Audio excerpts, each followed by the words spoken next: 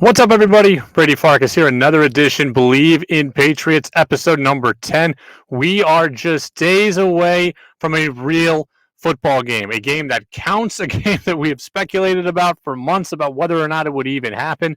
And here we are, Patriots Dolphins coming up Sunday at 1. As always, you can follow me on Twitter up there in the screen. You see it if you're watching on YouTube at FA Radio Brady. It's where you get all your insight on the Pats and all things related to the Bleav Patriots podcast here again on the Bleav Podcast Network. You can follow us on Apple Podcasts and on Spotify. And as always, we are brought to you by our friends at Bet Online. I love gambling on the NFL. So here's what you do. The wait is over. Football is finally back. And since you can't go to the games this year in most cases, you can still be in on the action by our friends at Bet Online. So from game spreads and totals to team player coaching props, Bet Online gives you more options to wager than any place online. I love the in-game betting. So again, I like to get a line, hey, someone -7, get the line early and then see what's happening during the game, start to double down on things and start to really stack money. That's a way that you can really start to up your profits and have some fun on all the games all game long. It's not just fantasy football. It's gambling as well. Makes it fun for everybody. There's also the online casino. It never ends over at Bet Online. So go to betonline.ag today and take advantage of all the great sign-up bonuses. Again, that's betonline.ag. Sign up today and your online sportsbook experts. So we got a great show today. Eric Wood is going to join us here in just a matter of moments. Former Pro Bowl center for the Buffalo Bills, knows the AFC East very well. Just retired a couple of years ago, now a member of the Bills radio broadcast team. So he'll help us talk about the opener.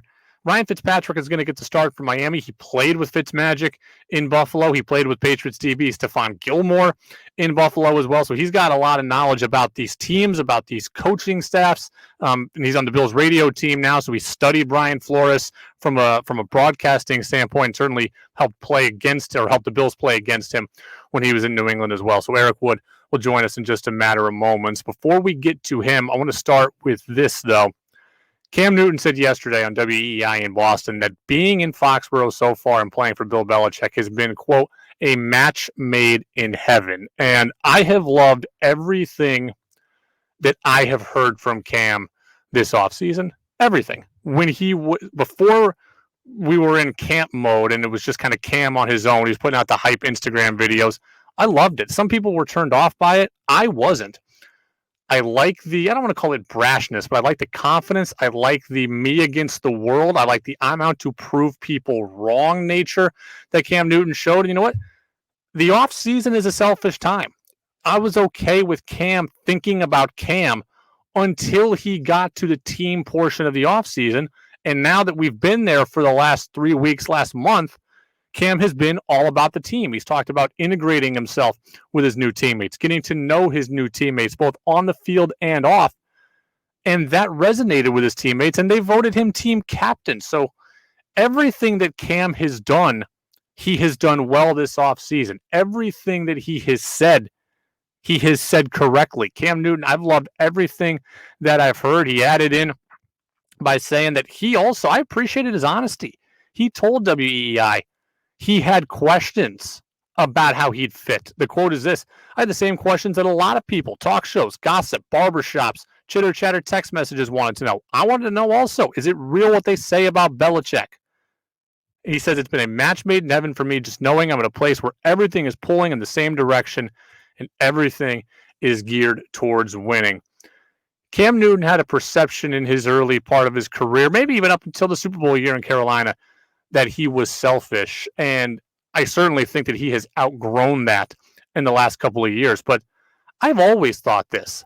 I think that young NFL players, young athletes, are generally selfish. And think about it. You come into the league, it is about you. I want playing time. What does playing time get me? Well, playing time gets me paid. Playing time gets me notoriety. Playing time gets me on the cover of video games. Playing time gets me job security and location security. So now Cam's in his 30s. He's been paid. He's got his money. He's got his endorsements. He's got his individual hardware. He's won an MVP. All the things that lead you to the big payday, he's already got. What does he not have now? A Super Bowl championship. What does he want now? A Super Bowl championship. So yeah, early Cam might have been selfish, But nearly all NFL players, nearly all athletes are selfish in the early portion of their career because they have to be. It's a dog-eat-dog world. You need to be on the field to survive in the league. Get on the field, get playing time. Playing time gets you job security, gets you the next deal, gets you the big money, gets you the endorsements. Helps. If I've learned nothing from my time of talking to athletes, a lot of them are thinking about money more than fans want to believe. And I don't begrudge them for that. They say, look, I have a short and finite amount of time to provide for my family or provide for myself. I've got to get every dollar that I can. And you can't get those dollars if you're not on the field, and you can't get those dollars if you're not putting up individual numbers. And Cam Newton's already done that. He has reached that portion, that portion of the mountain has been climbed. Money, fame, notoriety, commercials, all of it. So if Cam was selfish in his 20s, in my opinion, he's just like the rest of athletes in every sport that's looking to get theirs. And why do we hear so many players at the end of their career say, well, I want to win a championship at the end of my career? They're ring chasers. Because that's the only thing now that they don't have. That's the only thing that Cam Newton doesn't have. So when he goes to New England and he says that it's a match made in heaven and that everything is pulling in the same direction, he's right. That now he's so geared on winning and he's so focused on winning that Bill Belichick is so geared and focused on winning that this is now what he needs most. This is now what Cam Newton needs most, is a situation where everything is about winning, where everything is about moving forward and everything is about the team, because Cam, the individual, is taken care of. And frankly, I wouldn't begrudge Cam if he was a little bit selfish now. He needs his next deal. He needs job security for the second part of his career. And maybe he wants to get that in New England so Cam playing well in Foxborough can get him all of those things again in New England. But I think Cam being about the team now, I think Cam wants a ring because that's the one thing that Cam doesn't have. So I am so pumped for week one. So pumped for week one. I think the Dolphins are a really interesting team. I think they're a really interesting opponent. Obviously, you have a ton of crossover between these organizations, especially New England going to Miami, where Brian Flores is the head coach and where Cal Van Noy is there and where Ted Karras is there on the offensive line and where Landon Roberts is there. So you have all of these pieces in New England that have left New England and have gone to Miami. They're not going to be a whole lot of surprises because the coaching staffs are so intertwined. The players are so intertwined. I absolutely cannot wait for Patriots Dolphins. I want to welcome in our guest. It's Eric Wood of the Bills Radio Network, former Bills Pro Bowl center, spent nearly a decade in the league, first round draft pick back in 2009. Eric, how are you? I'm doing great. How you doing? Good. I appreciate you joining us. Can you believe after an off season of speculation, we're finally going to have football coming up in just a few days? Yeah, and it doesn't feel real because with the lack of preseason coverage, the limited media availability at training camp practices, it doesn't quite feel real. But as game prep starts this week, the work's starting now. You just retired a couple of years ago. Can you imagine playing in this offseason, in this season coming up? What would have gone into the decisions for you to even decide whether you were going to play?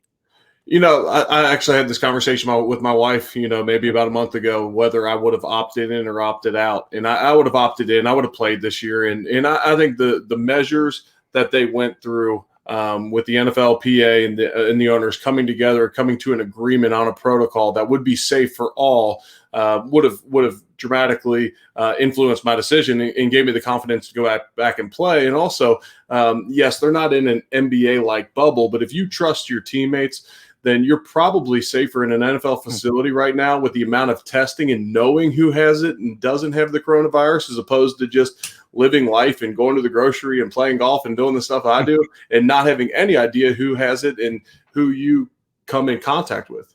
I buried the lead. I always ask athletes who go into radio or go into media this question. All the media gets this grief. Why did you want to join the bad guys? That's funny. Well, first off, my career ended kind of abruptly with the surprise injury. And so I wasn't quite ready to be not affiliated with football anymore. I still had a hunger to be around the game.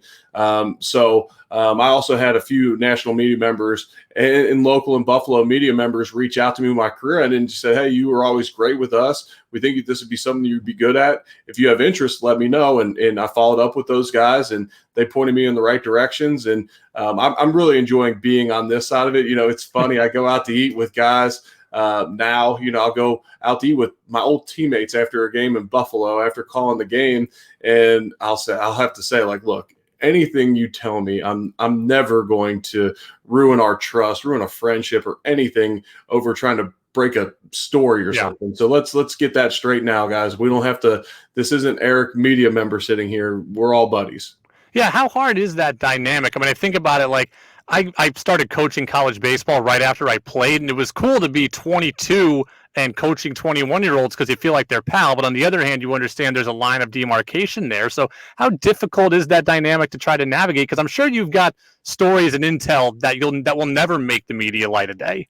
Yeah, well, I approach my now media career not as an insider per se, not as someone that's going to be out breaking stories. And so from that perspective, I always feel like I can keep the confidence of the relationships I have. I have a podcast called What's Next with Eric Wood, and I'll bring on former teammates. And these are guys, Ryan Fitzpatrick was just on. He's the Dolphins quarterback. We talk about a lot of things other than ball when we have conversations. But if he ever told me something, he knows that I'm not going to run to the Bills coaching staff and tell them something he said. And I enjoy being on the media side of things. I really enjoy calling games because I feel like, from my perspective, playing the game as well as I feel like I can be relatable to the listener. So I use my knowledge to kind of inform them. I always say, like, if you were sitting around listening to me call a game, I want you to pick up a couple nuggets that you can then go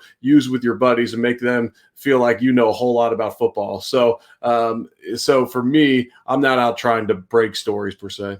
I'm not too proud to admit it. I love football and I love all sports. And I think we all kind of by nature understand every sport. But I think football is the hardest one conceptually for the average fan or average media member to grasp. I mean, look, I can tell you when the team is blitzing, but I couldn't tell you, oh, this was cover 3, that was cover 4, et cetera. I mean, how just generally difficult is football conceptually to understand? On a football 101 basis, not that tough, and I think most people, unless you played it at a high level, kind of maintain the football 101 level, which is completely fine. And that's how I try and call a game, because I'm not trying to speak over people's heads. And yes, there's a lot of intricacies. I mean, we could get into the nitty gritty of communication at the line of scrimmage and what defenses will show on film one week and then show you almost the exact same thing, but just a little bit different the next week, and how that messes with everything from a communication standpoint, a game planning, execution standpoint. But all that's not necessary. All that knowledge is not necessary to enjoy watching the game of football. In its sense, it's an ultimate sport of teamwork, toughness, execution. It's a ton of fun to watch. That's why it's the most popular sport, definitely in America, maybe in the world. And you don't necessarily need to understand football 401 to fully enjoy the game. My former radio co-host and I argued about this a lot, and we never got a good answer on it. So as someone who played center, I think you're probably the guy that can give the answer. And we've been talking about it in the context of Tom Brady, so maybe it's different given his experience level. But what percentage of plays are audibled at the line of scrimmage? It all depends on the offense. So I'll start off by saying that most plays will have an audible built in if it's going to be an automatic failure. So in that sense, I would say most times teams go to the line of scrimmage in the NFL. If there was everybody blitzing off the weak side and you had a single back run, so you don't even have a fullback to clean it up to the weak side, you're going to have to get out of that, or else it's simply a dead play.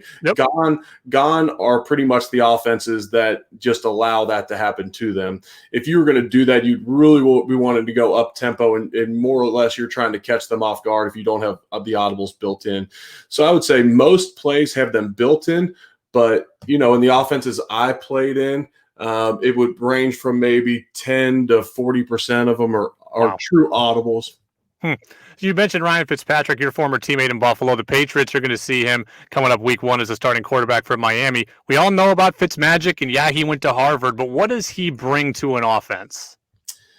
He brings a lot. You know, he's obviously smart, and everyone talks about that, but he's such a competitor, and he's such a competitor, and he's so selfless as a leader and as a teammate that the guys around him play extremely hard. You've seen him throughout his career elevate an offense to probably a better statistical ranking than they sure looked like on paper. You know, I think back to our 2011 Bills when he had Donald Jones and David Nelson and Stevie Johnson, all of them looking like they were, you know, the Colts from a few years prior with Reggie Wayne and Marvin Harrison. He had those guys playing incredible. So he's able to elevate the play of his teammates by earning their respect, but he's also, you know, you play, 16, 17 years in the league like he has. Maybe 14, 15 like he has. You know, you obviously bring a lot to the table from a physicality standpoint as well. But when you look at what he's been able to do, you know, let's look at week 17 last year against the Patriots. The Patriots are playing for home field advantage, and he's able to go in there and beat them. He's won a lot of big games in his career, and I'm sure this is an opponent that the Patriots do not want to see in week 1, considering the turnover that they have within the organization.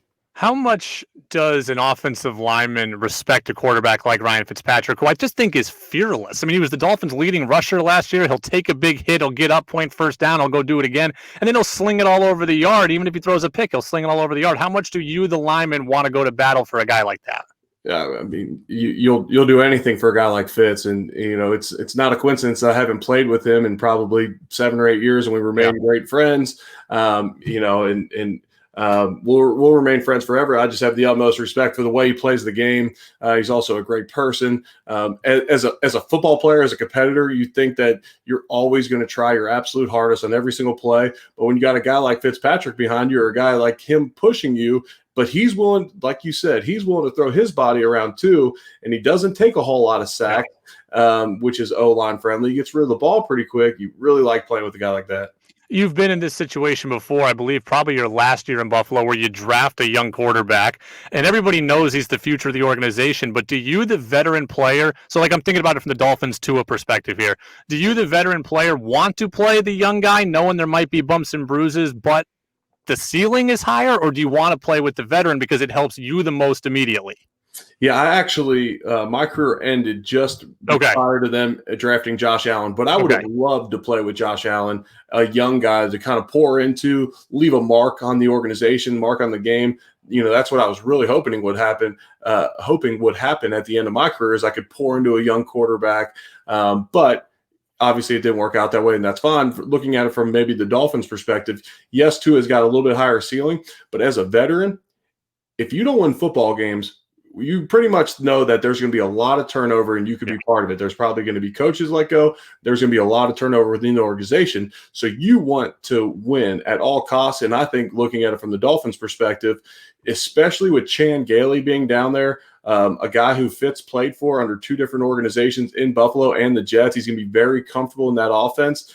I think Fitz gives you your best chance of winning, which is what the veterans want.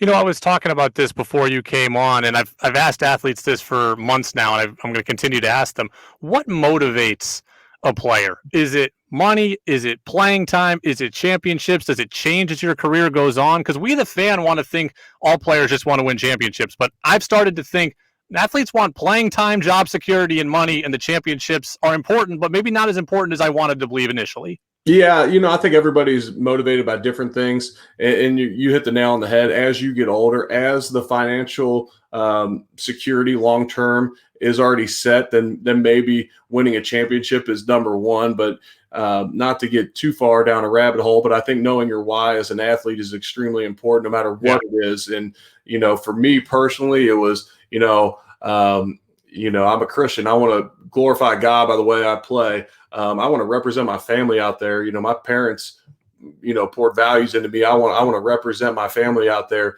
You know, who do I want to be known as? Like your film does, you're talking for you. And then I want to be respected by my teammates. And yes, financial security that comes from playing professional sports is great. And that could be a motivating factor as well, considering, there's a lot of people, myself included, it would have been very tough to create generational wealth for your family without a game like football. As someone who prepared many times to go up against a Bill Belichick-led defense, what is that like? What do you see on film? I mean, how daunting is the task of going up against a Belichick defense? Yeah, the toughest thing about Bill Belichick's defense is it's always going to have little nuance changes every single week. So, it might be just the most subtle thing, like a defensive tackle that all of a sudden is playing head up on your guard, but all year he's been playing outside the guard. Well, it just changes little nuances, and he's really good at playing those games. Something he always does is if the Patriots are up 2 scores or more in the second half, they'll throw out blitzes on film that now you have to prepare for the whole rest of the year. Wow. And they will bust them back out at times. They're testing them out there. They might not even be sound at times, but now the rest of the year you got to say, well, they could pull that blitz out, and we have to prepare for it because you lose your quarterback if you leave guys go scot-free in the NFL. So from that standpoint, he's great. And then what I've always respected about the Patriots defense is they get guys to do certain roles, and then they call the defense to just allow them to do that. For instance, Vince Wilfork did it for a number of years. Now it's Guy, the defensive tackle. It's a number of people. They are 2-gap run stuffers.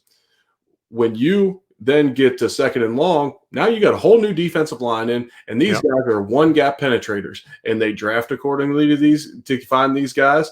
They pick up free agents to be these types of guys, and they just let players play to their strengths and put them in the roles to make them successful. And it's so simple. But if you don't have the stability that they had for so long with the coaching staff being the same every year, you're always drafting the different schemes. You don't have the depth to do that. You don't have the cap space to do it because you're always getting rid of guys. I've had this conversation with Tom Brady actually a couple times where, the stability in New England allowed them to do those types of things. The Patriots defense is led by your former teammate in Buffalo, Stephon Gilmore. He was really good in Buffalo. But did you see best DB in the game? And maybe Tre'Davious White, your new guy there, is maybe a little bit better. But Gilmore was, Defensive Player of the Year for a reason. Did you see this from him when he was in Buffalo?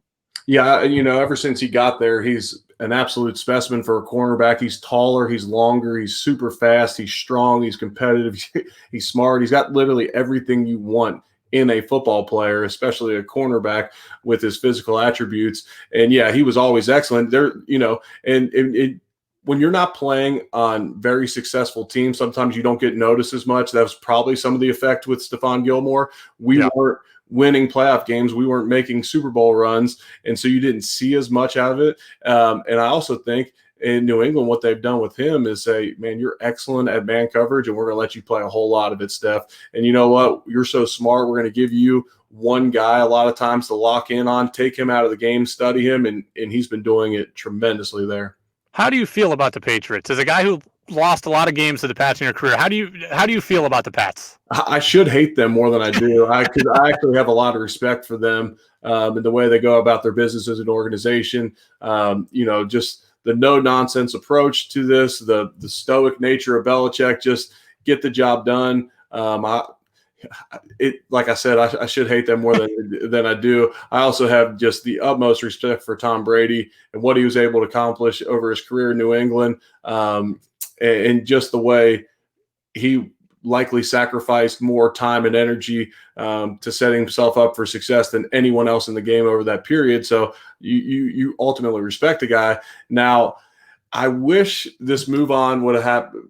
Brady moving on, I wish it would have happened earlier for a number of reasons, obviously, because then maybe I could have won an AFC East title. Yeah. But at 43 years old, it's not going to quite be – we're not going to find out this year if it was Belichick or Brady. You have so many opt-outs for the Patriots. Cam Newton comes in to be the quarterback, but, you don't have OTAs. You don't have preseason games. There's a lot of excuses on that side, and then Tom Brady's so much older now, and he's surrounded by so much talent down there. You can make excuses both ways. But I do think it's going to be worth noting this year who's more successful, the Patriots without Tom Brady or Tom Brady and his new team with the Bucs. I don't think Cam's going to run like a lot of people think Cam is going to run, but you as an offensive lineman, is it harder to block for a guy who's a statue back there, or is it harder to block for a guy who might just take off at any given moment and you're not quite sure? You got to worry about where your hands are at on a defensive line when you got a guy that could escape the pocket. Because, for instance, when I had Kyle Orton, if I got a guy and I got him by the sides of his shoulder pads, but it's not, I'm not torquing him, I'm not going to ever get a holding call because Kyle Orton's not ever going to run past me. Right. Tyrod Taylor, Ryan Fitzpatrick, those guys, when they escape the pocket and the defensive lineman lunges out and I got a hold of his jersey, now I could get a holding call. So in that sense, you got to be a little bit careful. But a lot of times you're blocking to the play that's called. And if that quarterback takes off, that's on him. He better have seen a gap. I'll get you out of here on a couple more quick questions. I'm sure you get asked this question all the time, so I'll throw it out at you anyways. Bills Mafia questions or chicken wing questions? Which one do you get more often in Buffalo or more often asked about? Yeah, I was going to say nowadays it's the Bills Mafia. You know, Barstool Sports put them out there and really hammered it home. And the Bills fan base has always been tremendous. They're catching a lot of national spotlight now. The Bills are playing better football and kind of the table breaking and all that. It's funny. Oh, they've banned table breaking from Bills sanctions lots. So have you been to the Bills Stadium? No, I have not. Okay, so around the stadium, it's all parking lots. So there's an unbelievable tailgate scene, but all the kind of riffraff that you're seeing, that's far from the stadium. You know what I mean? So it probably doesn't represent the fan base as a whole perfectly, but you know what? We'll take some publicity up there in West New York. Well, I want to ask you 2 games that you were a part of. I'm sure you get asked about a lot. The snow game against Indianapolis, what was that like? Because I remember watching that and just being like, how are they playing? Nevertheless, how are they seeing? Nevertheless, playing. What was that like for you? Yeah, it was absolutely insane, and we ended up making the playoffs that year and taking a 17-year playoff drop. But we had to win that game against Indianapolis, and it at times your footing was so bad, everyone's just falling. It felt like it was hard to almost take every play serious and just lock in every play. Because, you're just slipping and falling on your face half the time. But the craziest part about that was we did not expect that. We did not see that amount of snow coming, and that's why we were fairly unprepared for it as far as clearing it out and goes. But that's a super memorable game, and I'm sure glad we won it. The other one that you weren't a part of, but I'm sure you were watching in the locker room, was the game that got you to the playoffs also, the Andy Dalton touchdown against Baltimore, I think it was. And then all the Bills fans raised a bunch of money for Dalton's charity, which was a great story. But what was it like as you break the playoff drought in part because of what Andy Dalton did and you're watching from afar? Yeah, and that was my hometown team in the Bengals, which is right. Marvin Lewis, buddy of mine. So super fortunate it worked out the way it did. Our game, there was 3 games at 4:00, all with playoff implications. Our game ended first. We beat the Dolphins, so we got to watch the end of that game and watch the Bengals send us to the playoffs. I mean, and honestly, that's about the most fun I've ever had in my entire life, celebrating with those guys. 9 years with an organization and 17 years into a playoff drought, and to break it in that fashion was just extremely special. Well, I'll get you out of here on this. In baseball, I'm a long-suffering Seattle Mariners fan. 20 years, no playoffs, longest drought in the Big 4 professional sports. As someone who was with the Bills and got them to the playoffs, tell me that it's going to get better and it's worth the wait. Oh, it's definitely worth the wait. Since Ken Griffey Jr. came back home to Cincinnati, I no longer rock my Mariners hats like I did as a kid. I'm originally from Cincinnati, and Ken Griffey Jr., when he was playing for the Mariners, I think you'd go to Reds games and you'd see half Mariners hats and half Reds hats. But it does get better, and it's sure worth the wait. Eric Wood, I appreciate it. Thank you so much for the time, and enjoy week 1 as a part of the Bills Radio Network. I appreciate it. Thanks for having me on, Brady. All right, there he goes. That's Eric Wood, first-round draft pick back in 2009, Pro Bowl center, one of the good guys in the NFL, one of the good guys in media as well. So a lot of fun and a lot of good insight there on Stephon Gilmore, Bill Belichick, Ryan Fitzpatrick.